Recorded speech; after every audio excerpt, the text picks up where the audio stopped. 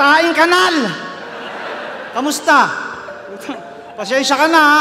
Ang dami ko kasing obligasyon. Taping, trabaho. Tangina niya, nakakalito. Tapos yung asawa ko, 3. Girls!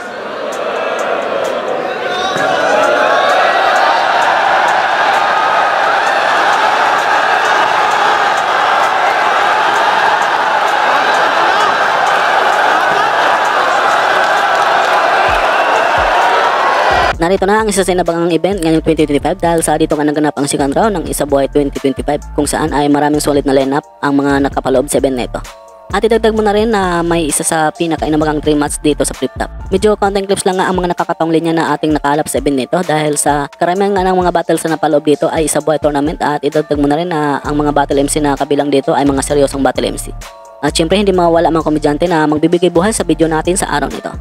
Kaya naman sa video nito ay sabay-sabay natin panoorin ang mga nakakaliw at mga nakakataong linya na naganap sa event nito. Welcome ako ulit sa ating munting channel. For today's video papanoorin natin ang versikulo 13 Best Funny Lines.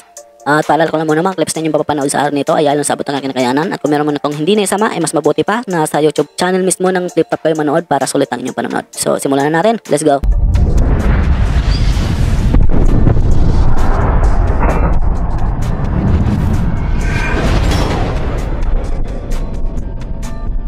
Tangina na ito, bibigyan kita ng L, orange, diretso ka hell. Pukin ang ina mo, wordplay.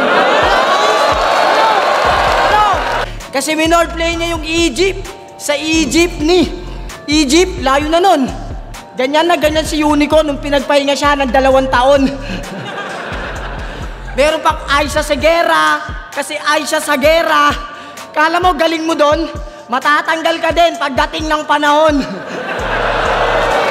Pagdating. Tanginan to baliw. Isipin nyo kung matinutong tao, hindi niya i-wordplay yung email yung Aguinaldo sa Emilio Aguinaldo.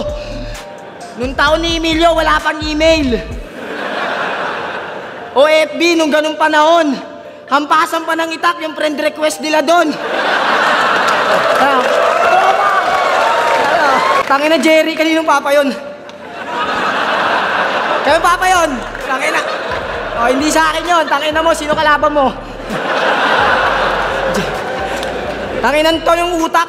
Tanginan to, alas 12 ng tanghali, tulog ba si Bubok? Dinaig ba, bedridden? Patay nakakatilak yung manok, hindi ka pa daw gumigising. MMA fighter ka, di ba? Sige, subukan.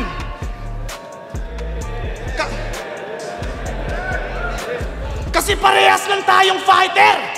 Game! Suntukan! Yung napasukan mo na cage, octagon! Yung napasukan ko na cage, kulungan!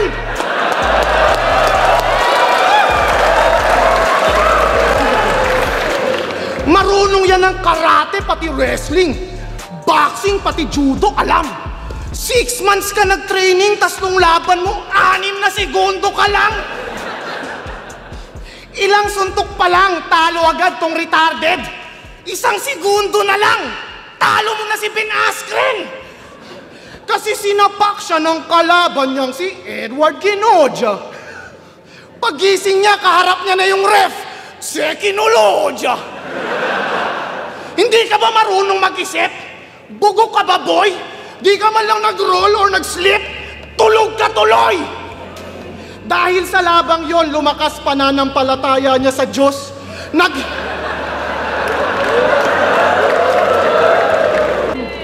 Pero controversial yung laban mo kay Jonas. Kasi nang dahil daw sa freestyle mo nung 3rd round, kaya mo siya na olats. Ganto yun eh. Yo, Boss Arik! Pumili ka dito ng gamit. Gagawin ko yung topic. Tangina mo! Complete package kasi may bars, jokes, wordplay, delivery, multi-anxiety and depression. At balita ko, meron ka na negosyong tubigan.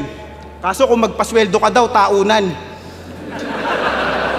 Narito na ang isa sa inabangan at dream match ng karamihan ng fans ng Flip Top. Ito nga ay ang Manda Baliw versus Zaito. Isa nga si Mando Baliw sa masabi kong solid din kapag bumitaw ng Diyos na kahit simple lang nga ito sa pandinig mo ay talaga namang matatawa ka lalo pat dalang-dala ito ng ekspresyon ng mukha niya. Kahit yung estilo niya sa battle ay naging estilo na din ng mga battle MC na mga naunang battle dito sa Flip Top ay talaga namang nakakatawa pa ding pakinggan. Habang si Saito naman nga dito ay medyo matamlay dahil na rin sa nag-freestyle naman ito sa battle at hindi na naman ito nakapaghanda. Kaya siguro masabi kong kay Mando Baliw lang naka-highlights ang laban na ito. Sayang nga lang kung nakapaghanda nga dito si Saito ay sobrang ganda sana ng laban na ito kung nagkataon. Lalo pa at parehong makulit at pareho ding nagpapatawa ang estilo sa battle. Sup, nigga?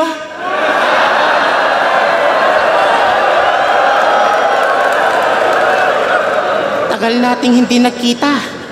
Salamat. Tinanggap mo tong laban natin. Pinagbuksan mo ako ng pinto. Pulubes sa 7-Eleven. Paano nasabing dream match to isang buwan akong binangungot? Mukha mo nakikita ko sa tuwing magtataklob ako ng kumot. Mukha kang kurikong na kinutkot. Ingrow na may nana. Halimaw sa aparador, bumalik ka dun sa Narnia.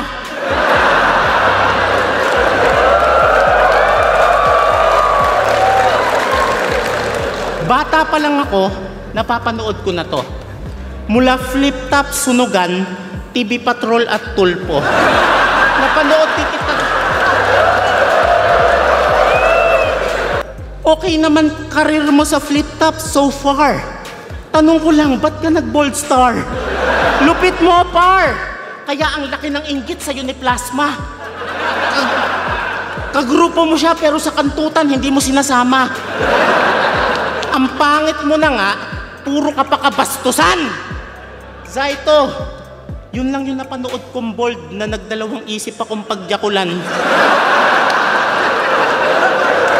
At syempre, dahil umabot ka sa part nito at kung bago ka lang nakapasyal sa channel ko ay nanyanyahan mo na kita namang subscribe at pag-hit na ng bell button para lagi kang updated kung may bago kong ilalabas mga content tulad nito. At papalo at like na rin ng ating Facebook page, nag-upload ko na ng mga content about sa hip-hop at Flip Top. Maraming salamat at magpatuloy tayo. Sa mga podcast mo, nilahad mo na matino ka na daw. Ulul, kahit kailan di ako maniniwala sa taong minsan nang nanggulpi ng kalabaw. Namana sa leeg, namaril sa Cotabato, nanggulpi ng Chongo, tsumupa ng Koreano. Pangit-pangit mo, libog-libog mo. Pag ganito itsura, at maging mabait na lang, no? Salamat ha, pinasaya mo ang aming kabataan. Walang katumbas na ligaya pag ikaw ang lumalaban. Sa mga computer shop, ikaw ang dahilan ng bawat tawanan. Kamukha mo si Saito, linyang hindi mawawala sa asaran. Magpalit ka na ng linya. Hindi to past versus present. Ito'y reality lang iha na di lahat ng old god kaya pang tumapat sa bagong era. Mag-bold star ka na lang, doon ka na lang may tira. Sama mo si Enigma. Time!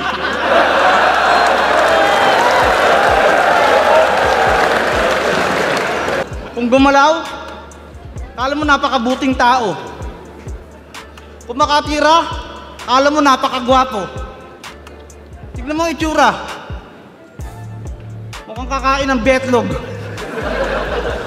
Ano pakiramdam ng tinutuso ka ng titing matigas sa puwet? Tangin ang mukha mo. Mukhang pinalo ng maso. Mahirap subaybayan pag yung pangyayari totoo. Mahanda amoy mo to.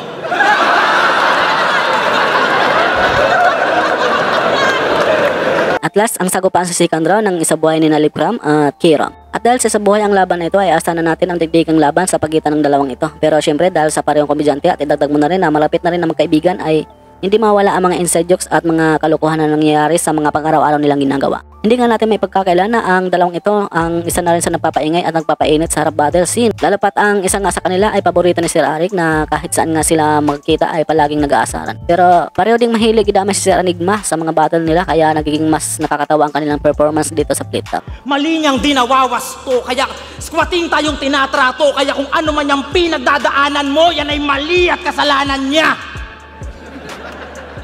Oo, kasalanan mo to, boss. Minsan pa-epal ka kasi. Mula nung sinabi mong naging 3GS ka, nagkandaleche-leche na kami. At dun ko kayo nakita ni Luksuryang sabay pumasok sa kotse mo. Gago ka. Pero lumabas ka din nun agad, di ba? Kasi nga nakita ko kayo. Tapos lumapit ka sa akin, sabay-sabing, tingin mo yaw, mag-iingay kaya to si Lax pag binayo-bayo ko to? Putang ina mo to!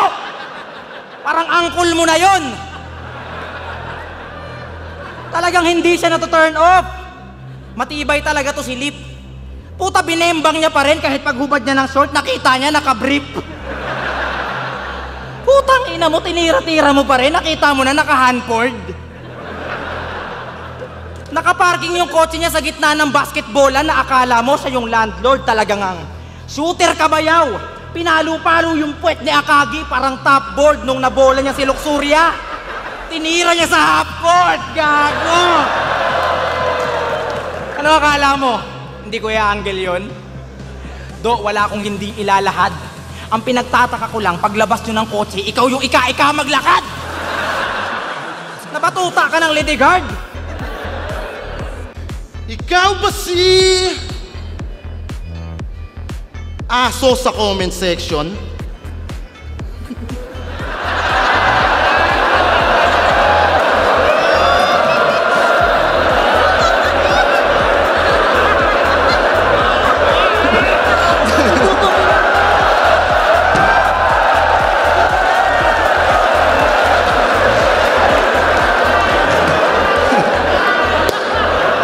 Paano kung yung style tol ng yung idol nila Ruko Pet ni Arik? Pagka-chuchu, magpahabol, tumakbo ko hanggang sa amin. Kaya focus ka lang sa atin. Meron akong hagis. Eto my ball sa yung eyeball. Kuha mo yon, balik sa akin. At napapansin nyo ba? Na sa kada battle niya palaging damay si Luxuria. Bawat nililika mong linya sa kanya bumabagsak. Kinantot ni ganto, kinantot ni ganyan, kaya naging pokpok yung bansag. Gamit na gamit niya si Luxuria kung san-san nilalantad, tas ililink mo sa iba, ikaw nga tong lumalaspag. Gago ka ba? Kakantot ka ng mutant, bibintang mo sa iba? O dati, gusto ko maging ikaw, maging mabangis na parang lobo. Pero nung sinundan ko yung yapak mo, puta, napunta ako sa sogo. Kasi babaero to si Undo. Ay, hindi. Huwag yung topic na yan. Baka mamaya manggulpi na to. Aangguluhan sana kita sa pambababae mo yaw, kaso nga lang, ganon din ako. Oo, pareho kami nito, may panic attack. Ina mo yaw, minor de edad pa yun. Buti hindi ka dinimanda. May content pa to na pati si Marichu, puta ginawa niyang rolling panda. Utang inang to, walang bra yung tao, pinatumbling sa initan. Kitang-kita sa video na walang bra, ilang beses ko yung binalikan. 1 minute and 15 seconds. Panoorin nyo muna sandali. Gago ka, 2 oras ko yung pinanood, di ako pwede magkamali. Hanggang dito lang guys ang aking video sa araw nito. Maraming salamat sa inyong panonood at sana ay nag-enjoy kayo. Maraming pong salamat sa mga solid supporters natin dyan na walang sawang sumuporta sa channel ko. Marami pa po kayong lalabas ng content about sa hip-hop at flip-flop, kaya pag-abang-abang na lang po. At syempre, don't forget to like this video para nilipakita ng YouTube sa iba pang manonood. At syempre, napakalaking tulong na yan para sa aming mga content creator. Maraming salamat at hanggang sa muli. Peace out.